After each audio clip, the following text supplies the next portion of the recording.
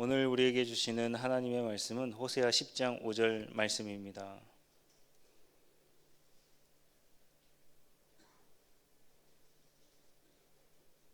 제가 봉독하겠습니다. 사마리아 주민이 벳 아웬의 송아지로 말미암아 두려워할 것이라. 그 백성이 슬퍼하며 그것을 기뻐하던 제사장들도 슬퍼하리니 이는 그의 영광이 떠나가며. 아멘. 우리 옆 사람과 평화의 인사 나누겠습니다. 주님 평화 빕니다. 평화를 빕니다. 평화를 빕니다. 솔로몬 사후에 이스라엘이라는 땅은 남유다, 북이스라엘로 갈라지게 되었습니다.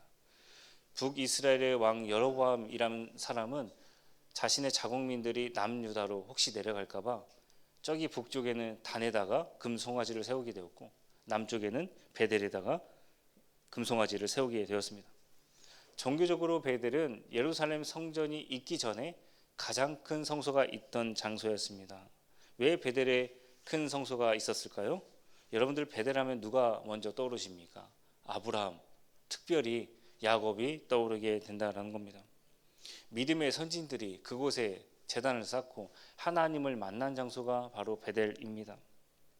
야곱은 자신의 형 에서의 장자권, 축복권을 빼앗아 외삼촌 라반의 집으로 도망을 갑니다. 지나가는 길에 피곤하여서 돌베개를 베고 자는데 꿈을 꿨습니다. 천사가 오르락 내리락 하늘문이 열리고 그렇게 그곳이 바로 하나님의 집이다 라면서 그 이름을 베델이라 불렀습니다. 원래 그 이름의 지명의 장소는 루스라는 곳인데요. 루스는 길을 잘못 들었다라는 뜻을 가지고 있습니다. 야곱은 그곳을 베델, 즉 하나님의 집으로 불렀다라는 것입니다. 야곱은 그 지명을 베델로 바꿔 부른 것뿐만 아니라 하나님께 서운하게 되었습니다.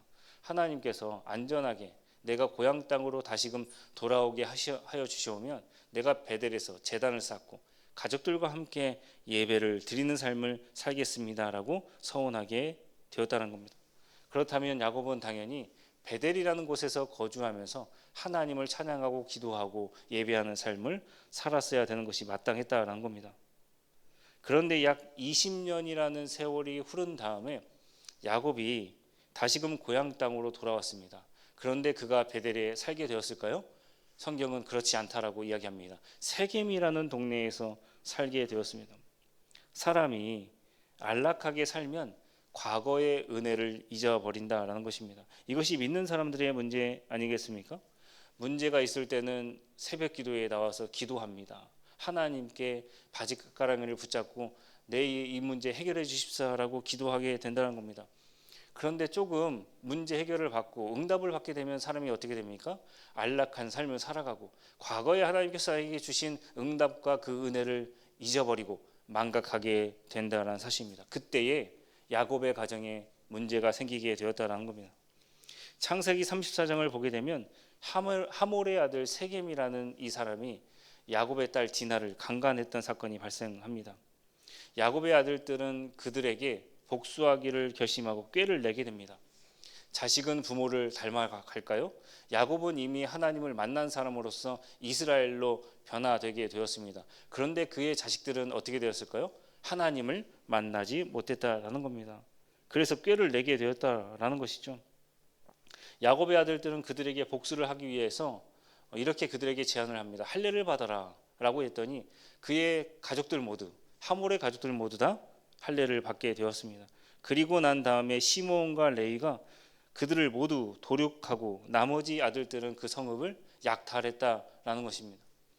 이러한 소식이 야곱의 귀에 들리게 되었습니다. 야곱은 한탄하고 굉장히 힘들어합니다.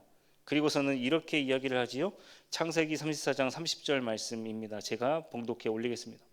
나는 수가 적은즉 그들이 모여 나를 치고 나를 죽이리니 그러면 나와 내 집이 멸망하리라.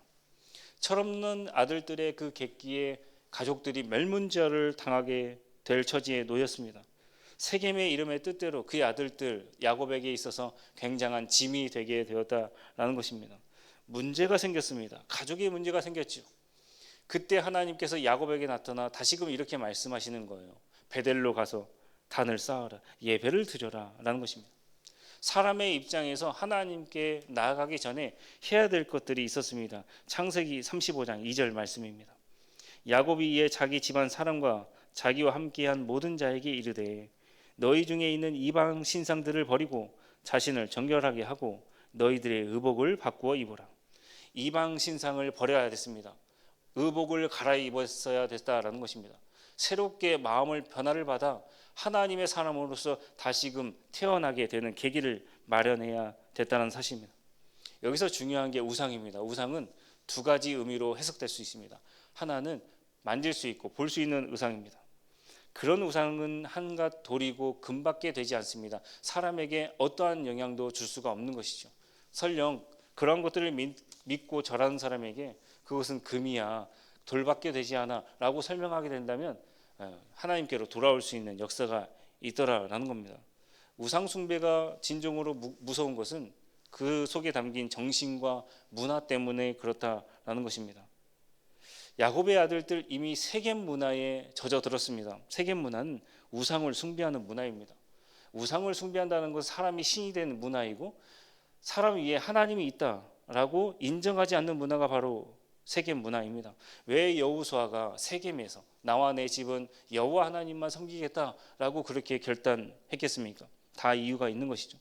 우상을 버려라라고 말하고 있는 것입니다. 로마서 12장 2절의 말씀입니다. 너희는 이 세대를 본받지 말고 오직 마음을 새롭게 함으로 변화를 받아 하나님께서 기뻐하시고 선하신 뜻이 무엇인지 분별해라 우리에게 말씀하고 있다는 겁니다. 이 본받다라는 단어가 세상 풍조, 문화, 구조 그런 것들에 휩쓸리지 말고 하나님의 뜻대로 전진해라 라는 뜻을 담고 있다는 사실입니다.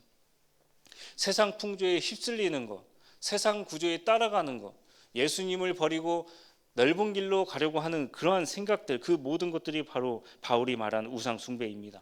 보이지 않는 것이 가장 무서운 법이다라는 것입니다. 그래서 우상을 버리는 것으로만 충분하지 않다라는 것이죠. 야곱의 아들들, 가족들 어떻게 했습니까? 의복을 바꾸어 입고 또 뿐만 아니라 자신의 변화를 꾀하면서 나아갔다라는 것입니다. 바울의 말에 의하면 새롭게 변화를 받아라 그렇게 권면합니다. 다 같은 이야기입니다. 더 이상 세상 풍조에 휩쓸려 허우적대는 삶이 아니고 하나님께서 주시는 명령에 따라 좌로나 우로나 치우치지 않고 정도의 길, 즉 말씀을 붙잡고 사는 삶이 되게 되었습니다. 드디어 야곱이 만났던 하나님을 이 가족들과 함께 만나게 되었다라는 사실입니다. 이제 야곱의 가족들이 베델에서 하나님께 예배를 드리게 됩니다. 하나님께서 그들에게 복을 주셨는데 복의 내용은 두 가지입니다. 하나는 창세기 35장 5절의 말씀입니다. 그들이 떠났으나 하나님이 그 사면 고을들로 크게 두려워하게 하셨으므로 야곱의 아들들을 추격하는 자가 없었더라. 야곱이 세겜에서 떠날 때부터 하나님께서 그들에게 복을 주셔서 이 하몰이라는 가족들이 그들을 공격하지 않았습니다. 왜 그렇습니까? 방금 읽은 말씀에서 하나님께서 그들을 두려워하게 하여 주셨다라고 되어 있었기 때문입니다. 그런데 이 구절을 자세히 살펴보게 되면 야곱의 가족들이 이미 우상 숭배를 하지 않겠다라고 결단하고 세상 문화에 휩쓸리지 않겠다라고 결단한 이후부터 하나님께서 그들을 보호해 주셨다라는 사실입니다. 버리지 않은 상태예요. 가족들이 이미 입을 맞추고 우리가 하나님의 뜻대로 이제 살아야지라고 결단한 때부터 하나님께서 문제 해결을 주셨다는 사실입니다. 여러분들의 가정도 이렇게 되기를 원합니다. 가족들끼리 모여서 하나님을 더 섬기자, 조금 더 기도하자, 말씀에 충실하자라고 했을 때 하나님께서 그들에게 복을 내려주시게 되었다는 사실입니다. 우상을 버리면 문제 해결이 돼요. 세상 풍조에 따라가지 않으면 다 하나님께서 책임져 주신다는 사실입니다. 그런데 왜 사람들은 우상 숭배를 하고 넓은 길로 가려고 할까요? 우상을 버리고 예수님의 길로 따라가면 멸망하지 않는다는 사실입니다. 그런데 우상을 버리지 못하면 어떻게 됩니까? 사방에서 적들이 쳐들어오게 되는 거예요. 사방에서 사단이 쳐들어오게 된다는 사실입니다. 자신뿐만 아니라 가족, 더 넓게는 나라가 멸망하게 되는 계기가 될 수가 있다는 사실입니다. 다른 하나는 야곱이 베델의 이름을 엘 베델로 불렀다는 것입니다. 엘은 위대하고 강하신 하나님이라는 뜻을 담고 있습니다. 일전에서 야곱을 만난 그 베델의 하나님, 그 하나님보다 훨씬 더 강력한 하나님을 가족들과 함께 그러한 하나님을 체험하게 되었다는 사실입니다. 그러나 이스라엘 백성들 오늘 말씀 10장 5절의 말씀처럼 그것을 벳 아웬으로 바꾸어 부르게 되었다는 것입니다. 벳 아웬은 사악한 집을 뜻한다라는 것이죠. 베델은 원래 하나님의 집이었습니다. 야곱이 경험한 하나님입니다. 가족들에게 문제가 생겼을 때 그 우상들을 벗어버리고 새롭게 변화를 받겠다는 결단을 가지고 함께 제단을 쌓고 예배를 드렸던 곳은 바로 엘 베델입니다. 전능하신 하나님의 집입니다. 그러나 시간이 흐름에 따라 그의 후손들이 어떻게 했습니까? 그 집을 사악한 집으로 만들게 되고 말았다는 사실입니다. 우상 숭배가 가득하고 물질을 따라가고 세상 풍조가 마치 하나님의 뜻인 마냥 그렇게 말하고 살고 있었다라는 것입니다. 쌓기는 어렵습니다. 무너지기는 한순간입니다. 왜 무너집니까? 어디에다 집을 쌓았느냐, 그것이 관건입니다. 그것이 관건이에요. 예수님을 기초로 쌓은 집, 그 집은 무너지지가 않습니다. 절대로 무너지지가 않아요. 그런데 세상 풍조에 쌓은 집, 모래 위에 집을 쌓게 되면 어떻게 됩니까? 그 집이 금세 무너지고 만다라는 사실입니다. 공덕교회에서 전세대 연합예배라는 것이 있습니다. 1년에 약 한 3번 내지 4번 정도 함께 가족들과 함께 예배 드리는 날이다라는 겁니다. 각 부서에서 각 신도에서 흩어졌던 사람들이 한데 모여 가족들과 함께 제단을 쌓고 예배를 드리는 날이다라는 것입니다. 교회 밖으로는 믿지 않았던 가족들을 초청하여서 우리 한번 하나님께 나아가자, 베델의 이름을 엘 베델로 부르는 시간이 바로 그 시간이다라는 사실입니다. 전능하신 하나님을 체험하는 날이 바로 전세대 연합예배인 것입니다. 야곱의 가족들이 당면한 문제 해결함을 받았던 그런 것처럼 하나님께 제단을 쌓고 응답을 받는 시간이다라는 것이죠. 1년에 3번 내지 4번 정도밖에 없는 날이지만 그만큼 중요한 날이 바로 전세대 연합예배입니다. 여러분들이 하나님을 만났던 그 장소에서 여러분들의 자녀가 하나님을 만난다는 것, 그만큼 축복된 일이 어디가 있겠습니까? 자식들이 교회 밖에 있으면 굉장히 불안하지요. 그러나 교회 안에 있으면 불안하지가 않습니다. 교회는 하나의 그저 장소에 불과한 것이 아닙니다. 하나님을 만나는 장소가 바로 교회입니다. 하나님을 만나는 자녀들이 없으면 없을수록 공덕교회가 200년 300년 뿐만 아니라 이 전 세계 교회가 미래를 바라볼 수가 있겠습니까? 하나님을 만나는 자녀가 없으면 없을수록 독일은 아닙니다. 영국 교회처럼 술집이 되어버리는 것입니다. 나는 분명 하나님 만났는데 나의 자녀들이 하나님을 만나지 못하면 어떻게 됩니까? 야곱의 가족들처럼 문제가 생기게 된다는 사실입니다.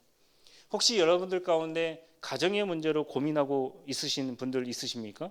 그렇다면 초심으로 돌아가야 된다라는 사실입니다. 이미 하나님을 만났던 사람들은 베델에서 엘 베델로 그 장소를 바꾸어 불러야 합니다. 다시 하나님의 이름을 갱신해야 된다는 사실입니다. 가족에 문제가 있다고 한다면 우상을 버리기로 결단하고 엘 베델에서 가족과 함께 하나님을 만나야 한다는 것입니다. 교회를 오래 다녔다 할지라도 그냥 장소만 왔다 갔다라고 한다면 그것은 그저 장소에 불과합니다.